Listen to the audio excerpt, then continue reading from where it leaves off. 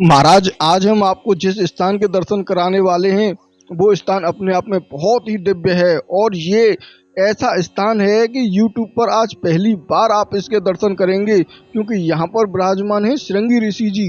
ये श्रृंगी ऋषि जी वही ऋषि हैं जिन्होंने श्री दशरथ जी के द्वार पर एक बहुत ही अलौकिक यज्ञ कराया था, और उसी यज्ञ से पारस खीर निकली, और उस पारस खीर से श्री रामचंद्र जी और भरत शत्रुघ्न लक्ष्मण जी का जन्म हुआ। ये वही दिव्य स्थान है जहाँ पर ऐसे अलौकिक और दिव्य दर्शन हैं जिनके दर्शन करने से मन प्रसन्न हो जाता है। तो चलते हैं, आपको पहले कराते हैं हम यहाँ के बाहर के दर्शन, क्योंकि यहीं पर बाहर ही बैठे हुए हैं शनिदेव महाराज और माता जी, और इसी के बराबर में माता जी के मंदिर के बराबर में बैठे हुए हैं ध्यानु भक्त। और यहाँ ऐसा आनंद रस बरस रहा है जिसका शब्दों में कुछ बयान नहीं किया जा सकता है। यमुना जी के किनारे बड़ा ही शांत और अलौकिक आनंद इस स्थान पर बरस रहा है। तो चलते हैं, करते हैं श्रृंगी ऋषि जी के दिव्य दर्शन। इस वीडियो को आप अंत तक देखें, क्योंकि यहाँ आने के लिए आपको पहले मथुरा से आगरा जाने वाले रास्ते पर बीच में रेपरा जाट पड़ता है, और उसी रेपरा जाट के पास में ही ये मंदिर है, श्रृंगी ऋषि जी का मंदिर। तो चलते हैं और करते हैं भव्य दर्शन। और आज आप इस ब्रज 84 कोस की यात्रा में अग्रवन में दर्शन अभी कर रहे हैं। अभी हम अग्रवन में ही चल रहे हैं। अग्रवन के बाद हम आगे के दर्शन आपको कराते रहेंगे। जय श्री राधे, बांके बिहारी लाल की जय। साथियों, मैं मनोज ब्रजवासी संपूर्ण ब्रज दर्शन चैनल में आपका हार्दिक स्वागत करता हूं। जैसा कि आप सभी जानते हैं कि हम ब्रज 84 को संपूर्ण ब्रज मंडल की परिक्रमा कर रहे हैं, और आज हम आ चुके हैं रेणुका धाम के श्रृंगी ऋषि मंदिर में। यहाँ की क्या महत्वता है, कैसे यहाँ पर श्रृंगी ऋषि जी ने तप किया और यहाँ पर कैसे भक्तों की मनोकामनाएं पूर्ण होती हैं, क्या महत्वता है।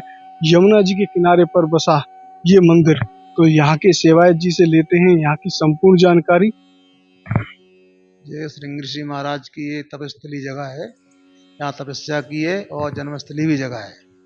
हाँ, तो इनके पिताजी का नाम था विमांडक ऋषि। तो इनने तपस्या की यहाँ।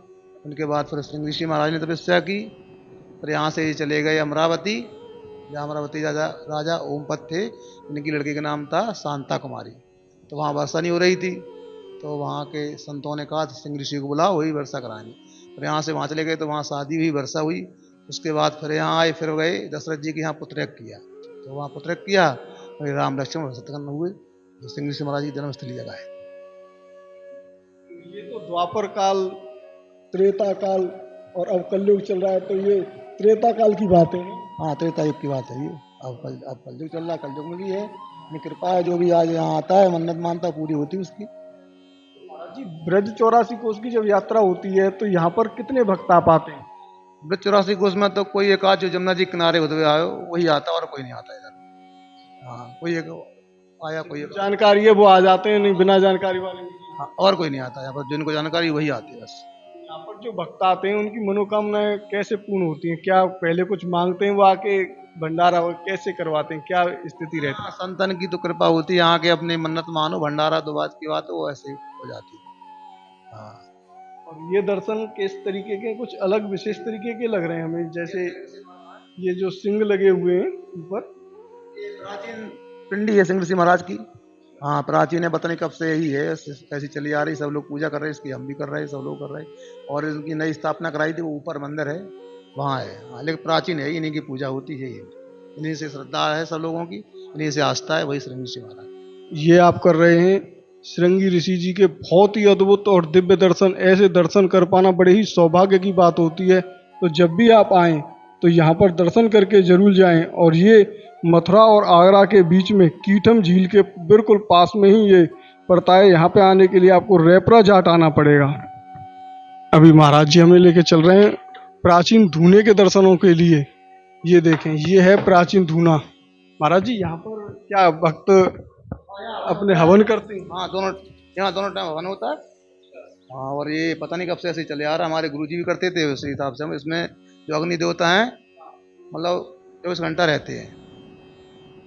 जैसा कि हमने पहले भी आपको कई स्थानों पर ऐसे यज्ञ दिखाए हैं जिसमें अग्निदेव हमेशा विराजमान रहते हैं और ये हमेशा गर्म रहती है। और ऐसा भी हमने सुना है कि इसकी जो ये राख होती है, इसे जो भी लगा लेता है उसकी पीड़ा या भूत प्यार के चक्कर होते हैं वो भी ऐसे समाप्त हो जाते हैं।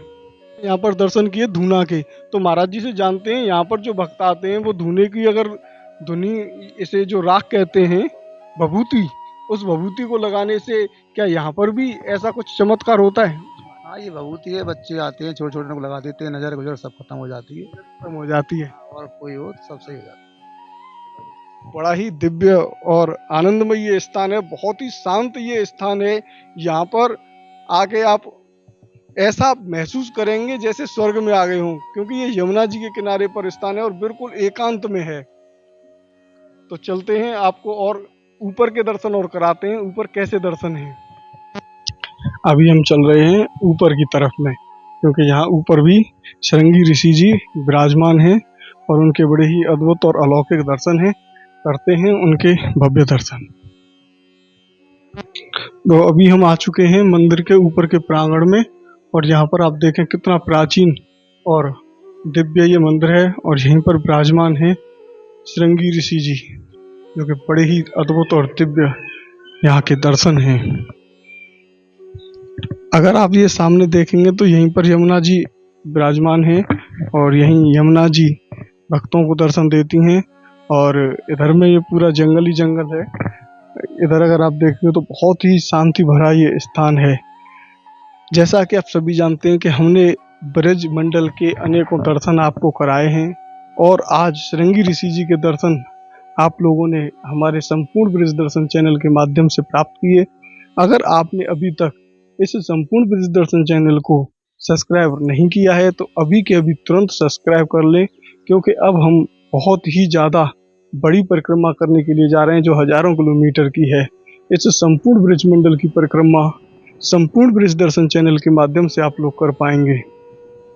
तो आज आपने जिस आनंद रस को प्राप्त किया है उसे कमेंट बॉक्स में जरूर बताएं, क्योंकि चतुर्मास चल रहा है और चतुर्मास में सावन का महीना जो सबसे सर्वश्रेष्ठ महीनों में आता है वो सावन का महीना होता है। और इस सावन के महीने में भोलेनाथ जी की कांवर लेकर श्रद्धालुजन भक्तजन आते हैं और अपने आराध्य भगवान भोलेनाथ को जल अर्पण करते हैं। कांवर लेके आते हैं, जल लेके आते हैं, डाक की जो व्यवस्थाएं होती हैं जिन्हें डाक यात्रा कहते हैं वो भी आती हैं।